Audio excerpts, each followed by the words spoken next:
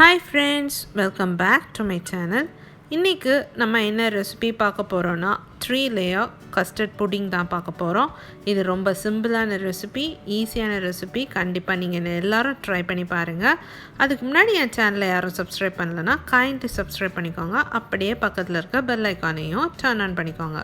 அப்பதான் நான் போடுற வீடியோஸ் எல்லாம் உங்களுக்கு உடனுக்குடன் வரும். இப்போ வாங்க இந்த புடிங் எப்படி செய்யலாம்னு பார்க்கலாம். அதுக்கு ஃபர்ஸ்ட் 20 கிராம் சைனா கிராஸ் எடுத்துக்கோங்க. அதை கூட கொஞ்சமாக தண்ணி ஆட் பண்ணி 15 நிமிஷம் நல்லா சோக் பண்ணி வச்சுக்கோங்க.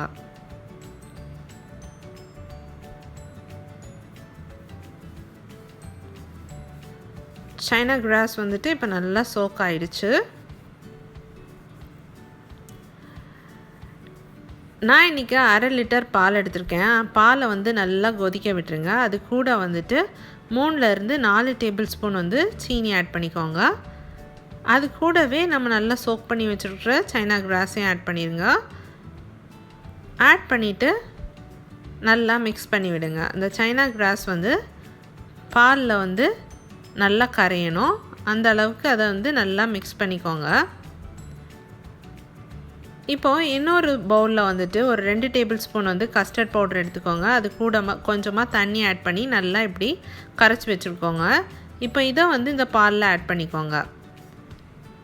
ஆட் பண்ணிவிட்டு நல்லா மிக்ஸ் பண்ணுங்கள். ஒரு 2 மினிட்ஸ் ஆகுது இதை நல்லா மிக்ஸ் பண்ணிக்கோங்க.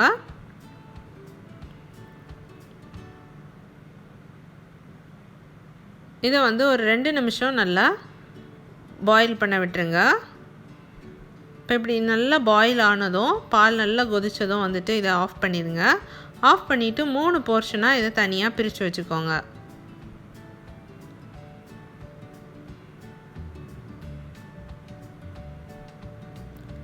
ஃபர்ஸ்ட் போர்ஷனில் ஒரு 15 கிராம்ஸ் வந்து சாக்லேட் ஆட் பண்ணிக்கோங்க. மில்க் சாக்லேட் ஆட் பண்ணி அதை நல்லா வந்து அதில் வந்து டிசால்வ் பண்ணிடுங்க. சூடாக இருக்கிற டைமே ஆட் பண்ணுங்கள், அப்போ தான் உருகும். இப்போ சாக்லேட் வந்து நல்லா உருகிடுச்சு. இப்போ அதில் வந்து 1/4 டீஸ்பூன் வந்து கொக்கோ பவுடர் ஆட் பண்ணிக்கோங்க. ஆட் பண்ணி லம்ஸ் எதுவும் இல்லாமல் நல்லா மிக்ஸ் பண்ணிக்கோங்க. இப்படி நல்லா மிக்ஸ் பண்ணி எடுத்து வச்சுக்கோங்க. இதுதான் நம்மளோட ஃபர்ஸ்ட் லேயர். இதை வந்து நம்ம ட்ரேயில் செட் பண்ணிடலாம்.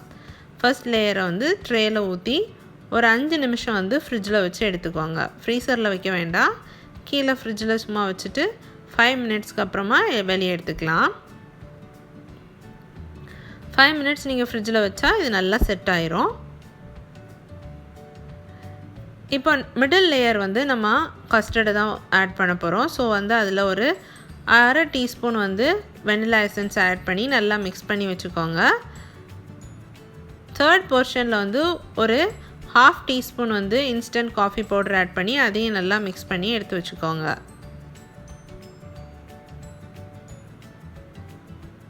ஃபர்ஸ்ட் லேயர் நல்லா செட் ஆனதும் ஒரு ஃபோர்க்கு வச்சு இப்படி zigzag லைன்ஸ் வந்து போட்டுக்கோங்க. ஏன்னா அப்போ தான் வந்து நம்ம செகண்ட் லேயர் வந்து அது கூட நல்லா பைண்ட் ஆகும். ஸோ வந்துட்டு zigzag லைன்ஸ் போட்டுட்டு செகண்ட் லேயரை அது மேலே ஊற்றிடுங்க. ஊற்றிட்டு அகெயின் ஃப்ரிட்ஜில் வந்து 5 மினிட்ஸ் வச்சுருங்க.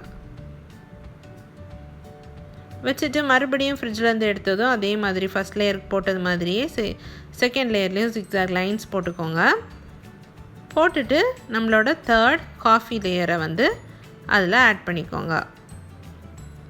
ஆட் பண்ணிவிட்டு மறுபடியும் ஃப்ரிட்ஜில் வந்து ஒரு 20 மினிட்ஸ் வந்து இப்போ நல்லா செட் பண்ண வச்சுக்கோங்க.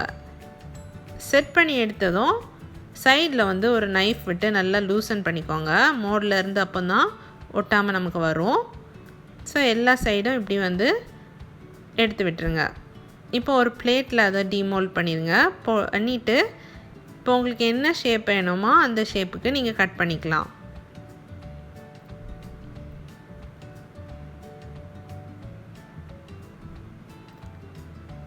சூப்பரான 3 லேயர் கஸ்டர்ட் புடிங் ரெடி ஆயிடுச்சு. கண்டிப்பாக நீங்களும் ட்ரை பண்ணி பாருங்கள். மேலே சாக்லேட், நடுவில் கஸ்டர்ட் அண்ட் கீழே வந்து காஃபி, இப்படி 3 லேயர் ரொம்ப டேஸ்ட்டாக இருக்கும். கண்டிப்பாக நீங்கள் எல்லோரும் இந்த ரெசிபியை உங்கள் வீட்லேயும் செய்து பாருங்கள். நல்ல சில்லாக வந்து இதை சர்வ் பண்ணுங்கள். என் ரெசிபிஸ் உங்களுக்கு பிடிச்சிருந்துச்சுன்னா என் சேனலை சப்ஸ்கிரைப் பண்ணுங்கள், லைக் பண்ணுங்கள், ஷேர் பண்ணுங்கள். தேங்க்யூ.